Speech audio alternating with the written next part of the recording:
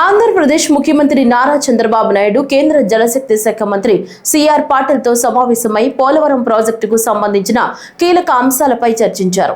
2027 గోదావరి పుష్కరాల నాటికి పోలవరం ప్రాజెక్టును పూర్తి చేయడానికి కేంద్ర ప్రభుత్వం పూర్తి సహకారం అందించాలని సీఎం విజ్ఞప్తి చేశారు.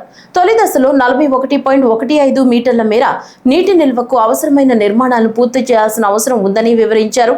ప్రాజెక్టు పనుల పురోగతిని తాను ఇప్పటికే 5 సార్లు ప్రత్యక్షంగా సమీక్ష నిర్వహించినట్లు చంద్రబాబు తెలిపారు. 2026 ఏప్రిల్ 2 నాటికి కొత్త డయాఫ్రమ్ వాల్ నిర్మాణం పూర్తయిందని, గ్యాప్ 1, గ్యాప్ 2 ప్రాంతాల్లో కీలకమైన earth cum rock fill dam పనులు వేగంగా కొనసాగుతున్నాయని చెప్పారు. అలాగే ఒడిశా, ఛత్తీస్గఢ్ రాష్ట్రాల్లో ప్రజాభిప్రాయ సేకరణ పెండింగ్ లో ఉండడంతో 2011లో జారీ చేసిన స్టాఫ్ వర్క్ ఆర్డర్ను శాశ్వతంగా ఉపసంహరించుకోవాలని కేంద్ర మంత్రిని కోరారు.